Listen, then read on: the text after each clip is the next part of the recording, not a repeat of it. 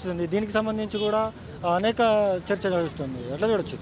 అంటే శవాలను ఇవాళకి 5 రోజులు అవుతుంది. 21వ రోజున ఎన్కౌంటర్ చేసిన విషయం అందరికి తెలిసిందే.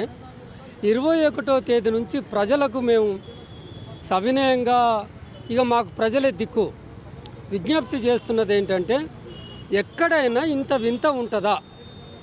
ఒక మనిషి శవమైన తర్వాత శవాల మీద కక్ష తీర్చుకోవటం ఏంది? ప్రజలారా ఒక్కసారి ఆలోచించండి. ఈ పాటికి శవం ఏమై ఉంటుంది? నారాయణపూర్ అనేది ఒక చిన్న పల్లెటూరు. అక్కడ పెద్దగా వసతులు ఉండవు.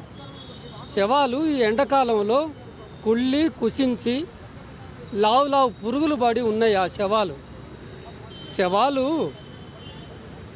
అయిన తర్వాత వాటి మీద కక్ష తీర్చుకోవటం అనేది మన మానవ ప్రవృత్తి. దానికి ఎంత వైరుధ్యము, ఎంత భిన్నమిది.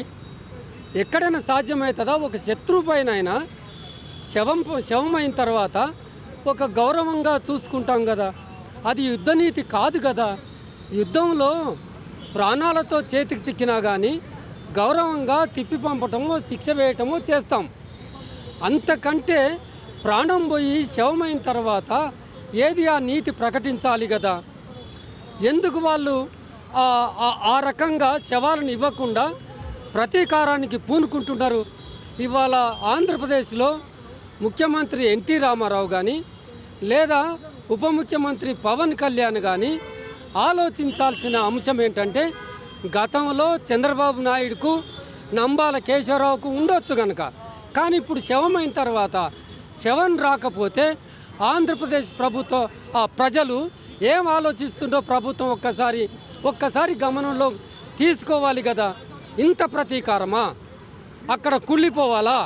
ఛత్తీస్గఢ్ ప్రభుత్వానికి అది ఇంకా ఒక ప్రజాస్వామ్యకంగా ప్రవర్తించింది. ఆ శవాలన్నింటినీ పంపించేసింది ఎవరికి వాళ్లకు.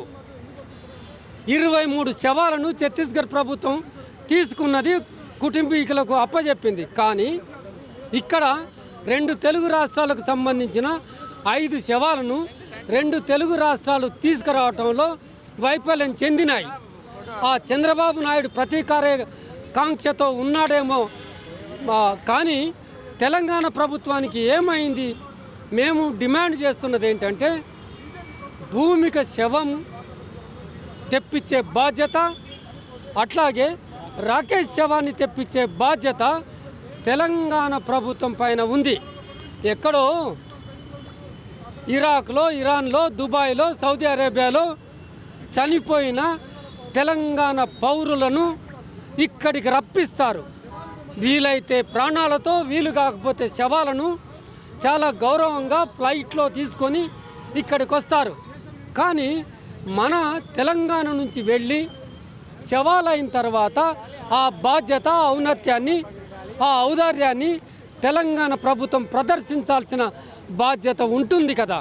కనుక మేమేం చెప్తున్నామంటే, తెలంగాణ ప్రభుత్వం బాధ్యత వహించి వెంటనే శవాలను తెప్పించాలని, ఛత్తీస్గఢ్ ప్రభుత్వం ఆ శవాలను కుటుంబీకులకు అప్పచెప్పాలని చెప్పి పౌర హక్కుల సంఘం, ప్రజా సంఘాలు డిమాండ్ చేస్తూ ఉన్నాయి.